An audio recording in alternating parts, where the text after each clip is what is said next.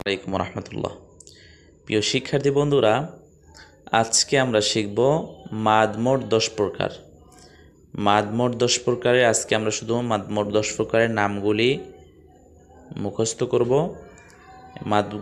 মাদের নামগুলি আমাদের যখন মুখস্থ থাকবে তখন মাদগুলি আমাদের মনে রাখাটা অনেক সহজ হবে। যখন এগুলির বিস্তারিত সামনে আসবে তখন এটা আমরা খুবই ইজিলি এটা মনে রাখতে পারবো। এই জন্য আমাদের মাদের নামগুলি মুখস্থ করতে হবে ইনশাআল্লাহ। তাহলে চলো আমরা মাদের নামগুলি জেনে নিই। মাদ মোট 10 প্রকার। একালিফ মাদ 3 প্রকার। মাদ্দে তবাই, মাদ্দে বদল, মাদ্দে লিন। আবার বলি, একালিফ মাদ 3 প্রকার। মাদ্দে তবাই, মাদ্দে বদল, মাদ্দে লিন। এভাবে করে বেশ কয়েকবার পরে আমরা এই একালিফ মাদটাকে মুখস্থ করে নিব। যখন দেখব এটা আমরা না দেখে দেখে পারতেছি তখন দ্বিতীয় স্টেপে যাব। তাহলে 3 আলিফ মাদ। 3 আলিফ মাদ 2 প্রকার। 3 আলিফ মাদ 2 প্রকার। মাদ্দে আরদি, মাদ্দে আরদি,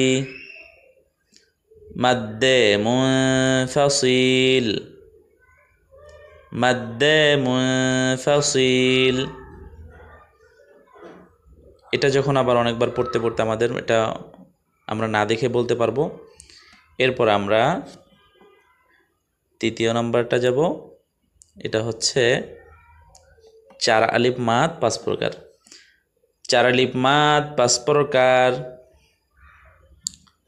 4 আলিফ মাদ 5 প্রকার। মাদ্দে লাজিম হরফি মুখাফফাফ, মাদ্দে লাজিম হরফি মুখাফফাফ, মাদ্দে লাজিম হরফি মুখাফফাফ, মাদ্দে লাজিম হরফি মুসাক্কাল, মাদ্দে লাজিম হরফি মুসাক্কাল, মাদ্দে লাজিম হরফি মুসাক্কাল, মাদ্দে লাজিম কালমি মুখাফফাফ, মাদ্দে লাজিম কালমি মুখাফফাফ, মাদ্দে লাজিম কালমি মুসাক্কাল, মাদ্দে লাজিম কালমি মুসাক্কাল, মাদ্দে লাজিম কালমি মুসাক্কাল, মাদ্দে মুত্তাসিল, মাদ্দে মুত্তাসিল, মাদ্দে মুত্তাসিল। আমরা উপর থেকে আরেকবার পড়ে নিই।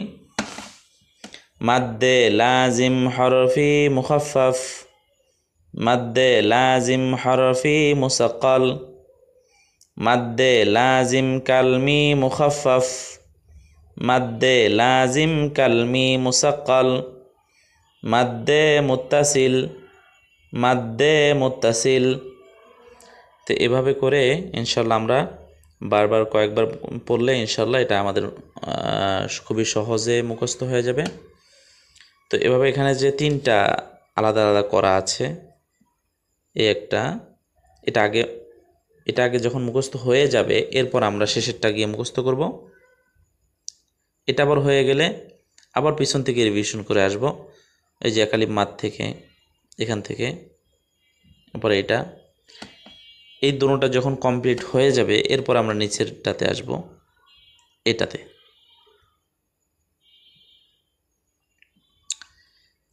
এটা যখন পুরোটা মুখস্থ হয়ে যাবে এরপর আবার শুরু থেকে রিভিশন করে পুরোটাকে আবার কয়েকবার পড়ে নেব।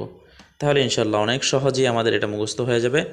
এটা যখন আমাদের হয়ে যাবে, মাদ 10 প্রকার মাদের নামটা যখন আমাদের মুখস্থ হয়ে যাবে, তাহলে এই মাদের পরিপূর্ণ যে সংজ্ঞা যেগুলো আছে আমরা এগুলি পড়ার পরে আমরা খুবই সহজেই এটি মনে রাখতে পারবো।